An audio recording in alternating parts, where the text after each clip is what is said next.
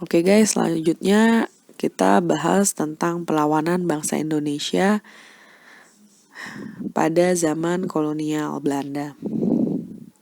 Yang pertama yaitu pertempuran Patimura pada tanggal 1817. Pertempuran Patimura ini terjadi di Maluku. Awal mulanya terjadi pertempuran Patimura ini adalah rakyat Maluku melakukan pemberontakan setelah beratus-ratus tahun pulaunya dijajah. Kemudian perdagangan dimonopoli, perdagangan rempah-rempahnya. Terus juga ada pelayaran hongi, patroli yang dilakukan di Maluku memastikan bahwa rakyat Maluku hanya menjual rempah-rempahnya itu kepada Belanda. Akhirnya rakyat Maluku memberontak. Mereka sudah lelah dengan kekejian dari Belanda itu. Pada tahun 1817, Patimura dan teman-temannya akhirnya melakukan pemberontakan kepada pemerintah Hindia Belanda. Perang melawan Belanda meluas ke berbagai daerah di Maluku, seperti Ambon, Seram, Hitu, dan lain-lain. Belanda mengirim pasukan besar-besaran. Pasukan Patimura terdesak dan bertahan di dalam benteng. Akhirnya Patimura dan kawan-kawannya berhasil ditangkap. Pada tanggal 16 Desember 1817, Patimura dihukum gantung di depan benteng Victoria di Ambon. Ya, jadi kenapa namanya Padri, Perang Padri? Jadi Perang Padri ini suatu kaum. Padri ini adalah suatu kaum. Kaum apa? Yaitu kaum Muslim. Jadi saat itu bangsa Padri ini, ya kaum ulama, ya seperti itulah kurang lebih, yang beragama Islam ini, dia ingin memurnikan agama Islam. Jadi ajaran Islam itu mau diterapkan lah yang sebenar-benarnya di Sumatera Barat. Tapi di satu sisi ada namanya adalah kaum adat. Nah, kaum adat ini ingin mempertahankan adat istiadat Minangkabau atau adat istiadat Sumatera Barat yang sangat asli sebelum adanya Islam. Terjadilah suatu bentrokan di sini. Nah, seperti biasa Belanda dengan caranya dia mengadu domba atau divide et impera, mereka mengadu domba antara kaum Padri dan kaum adat. Jadinya mereka perang nih antara kaum adat dan kaum Padri. Belanda membantu kaum adat dan Imam Bonjol memimpin kaum Padri ini untuk melawan kaum adat. Nah, pada tahun 1833 terjadi pertempuran yang sangat hebat. Tanggal 1834 Belanda mengepung pasukan Imam Bonjol, namun pasukan Padri dapat bertahan sampai dengan tahun 1837. Pada tanggal 27 Oktober 1837, benteng Imam Bonjol ini dapat diterobos. Ya, akhirnya Imam Bonjol ditawan oleh Belanda. Awalnya memang Perang Padri ini sempat menang, tapi kemudian kalah. Taktik perang yang dilakukan oleh Belanda disebut sebagai taktik perang gerilya, yang akhirnya taktik perang gerilya inilah yang mengalahkan kaum Padri. Akhirnya Imam Bonjol berhasil ditangkap. Berikutnya adalah Perang Diponegoro. Perang Diponegoro ini terjadi pada tahun 1825 hingga 1830. Diponegoro ini adalah keturunan raja yang ada di Jawa Tengah. Perang Diponegoro berawal dari kekecewaan Pangeran Diponegoro atas campur tangan Belanda terhadap istana dan tanah daerah kekuasaannya. Jadi selain dia menerapkan sistem pajak, kemudian memonopoli perdagangan, ditambah lagi Belanda nih udah ikut campur nih sama sistem pemerintahan kerajaannya dia. Jadi udah mulai ngatur-ngatur di kerajaannya.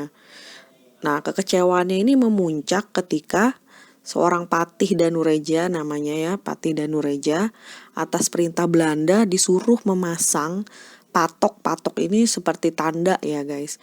Tanda kalau misalnya daerah itu akan dibangun, akan ada proyek pembangunan. Nah, ini dikasih patok tanah itu ya, padahal itu adalah tanah makam leluhur Diponegoro. Jadi makam leluhur Diponegoro ini kan para raja. Akan dibangun rel kereta api tanpa izin dari Pangeran Diponegoro dahulu. Jadi langsung seenaknya aja masang patok melewati makam leluhurnya. Nah, ini dia sangat marah sekali. Kemudian Pangeran Diponegoro menyatakan perang melawan Belanda pada tanggal 20 Juli 1825.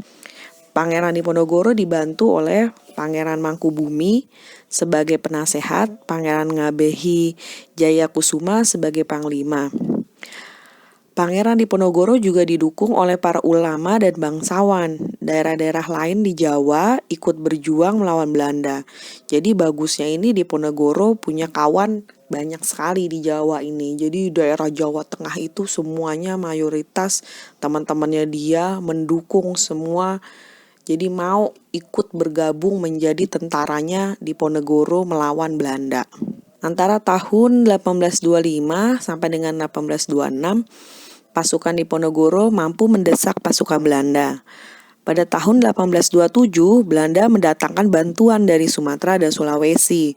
Jadi saat itu Diponegoro sempat menang ya, Belanda terdesak. Nah, Belanda ini memanggil bantuan. Bantuannya ini bukan orang-orang Belanda, tapi orang-orang Indonesia yang dipanggil dari Sumatera, dari Sulawesi, dipaksa untuk berperang ya di Jawa Tengah melawan pasukannya Diponegoro. Jenderal de Kock menerapkan taktik perang benteng Stesel.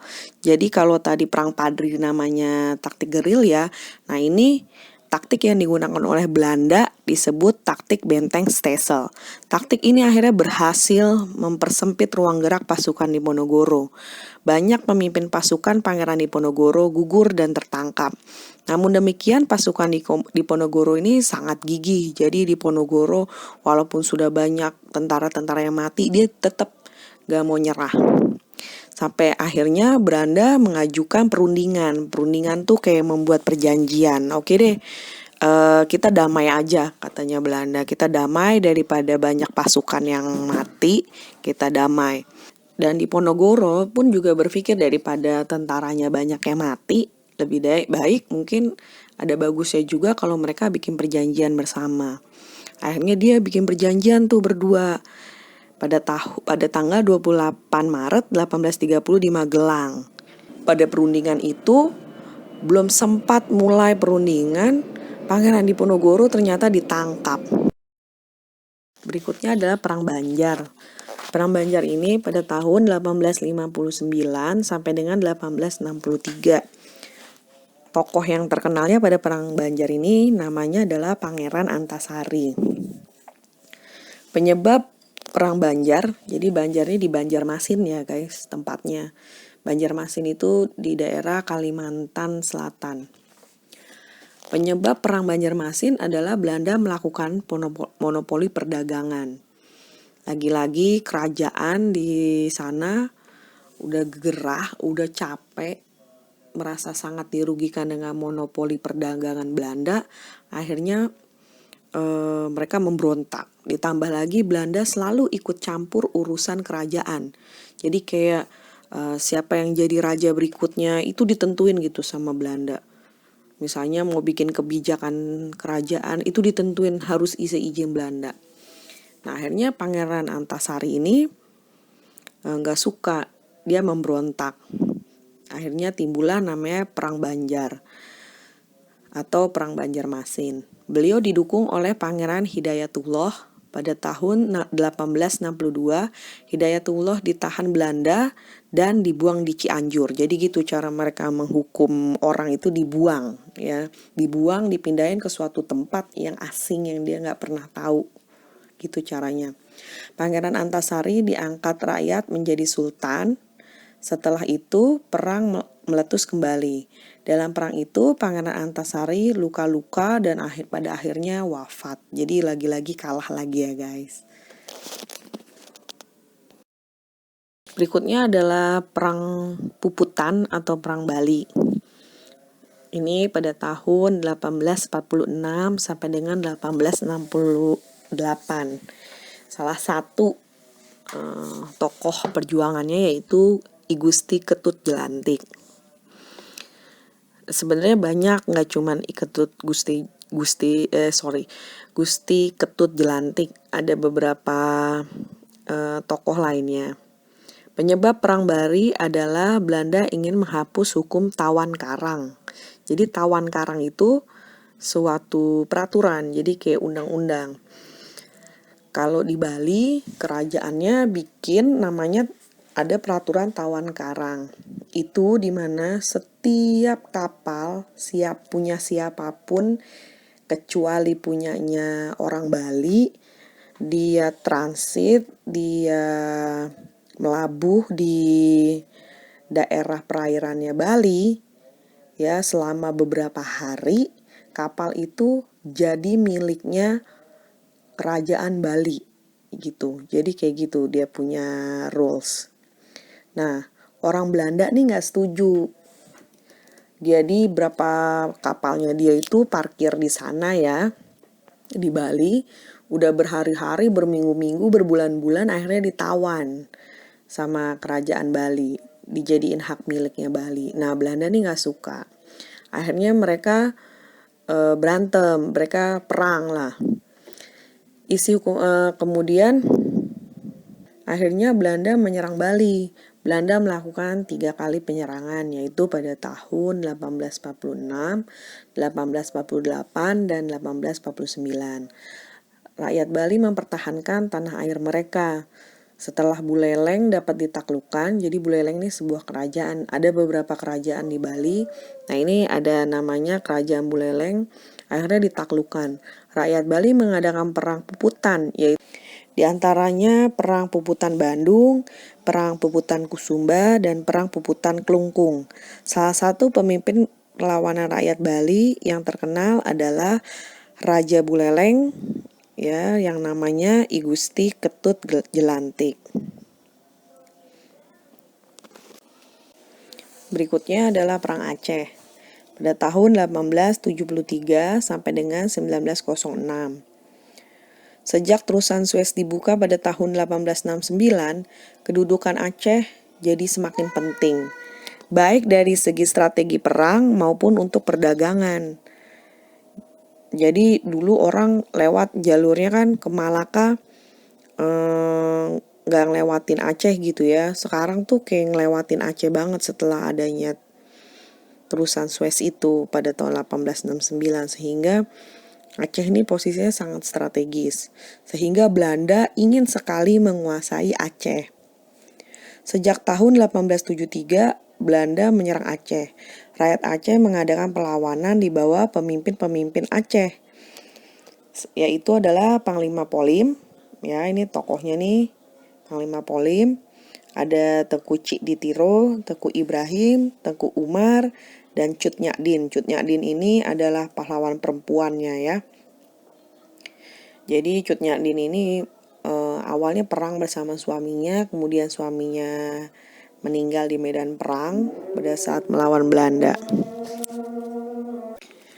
Meskipun sejak tahun 1879 Belanda dapat menguasai Aceh, namun wilayah pedalaman dan pegunungan dikuasai oleh pejuang-pejuang Aceh. Perang gerilya membuat pasukan Belanda kewalahan. Belanda menyiasatinya dengan stelsel konsentrasi, yaitu memusatkan pasukan supaya pasukannya dapat lebih terkumpul. Belanda mengirim Dr. Snoek Hoogrooj untuk mempelajari sistem kemasyarakatan penduduk Aceh. Jadi hasil penelitiannya, dia menyimpulkan bahwa kekuatan Aceh itu terletak pada peran para ulama. Jadi Aceh ini kan Muslim banget ya. Jadi peran ulama itu sangat kuat di sana. Ketika ulama bilang serang, dia akan serang sampai titik darah penghabisan. Jadi karena dia tahu itu letaknya ada di ulama, maka yang dihancurkan dulu kekuatan ulamanya. Penemuannya dijadikan dasar untuk membuat siasat perang yang baru. Namanya adalah siasat perang pasukan gerak cepat atau yang disebut Marcos untuk mengejar dan menumpas gerilyawan Aceh. Dengan pasukan Marcos, Belanda berhasil mematahkan serangan gerilya rakyat Aceh. Tahun 1899, Tengku Umar gugur dalam pertempuran di Meulaboh. Pasukan Cut Nyak yang menyingkir ke hutan dan mengadakan perlawanan juga dapat dilumpuhkan. Itu beberapa contoh perang perlawanan rakyat Indonesia kepada pemerintahan kolonial Belanda. Tapi sebenarnya masih banyak lagi beberapa peristiwa perang yang diadakan oleh masing-masing rakyat di belahan bumi Nusantara lainnya. Kenapa sih kok tadi kita dengar dari beberapa perang yang terjadi antara kaum rakyat Indonesia ya dengan kolonial Belanda? Kenapa kolonial Belanda itu selalu menang? Jadi ada beberapa hal yang membuat rakyat Indonesia ini kalah terus. Yang pertama, rakyat Indonesia itu tidak bersatu tetapi berjuang secara kedaerahan. Maksudnya adalah rakyat Aceh, misalnya dia perang dengan Belanda, dia tidak akan minta bantuan dari Tapanuli, padahal kan Aceh sama Tapanuli deket, tapi dia nggak minta bantuan. Aceh ya Aceh aja, maka gampang banget untuk Belanda menghancurkan. Kayak Tapanuli ya hanya di Tapanuli aja, kecil gitu. Sedangkan orang Belanda tuh banyak banget kan, dan Belanda tuh bisa bawa banyak pasukan dari berbagai daerah di Nusantara. Jadi makanya Indonesia kalah karena kekuatannya kurang. Yang berikutnya, rakyat muda diadu domba, yaitu politik divide et impera. Masih ingat ya, divide et impera itu adu domba. Adu domba nih maksudnya bukan domba diadu, tapi rakyat Indonesia tuh dulu gampang banget diprovokasi gitu. Jadi misalnya si A sama si B diprovokasi sampai akhirnya A sama B yang tadinya baik-baik aja jadi berantem. Nah zaman dulu rakyat Indonesia tuh mudah banget diprovokasi gitu.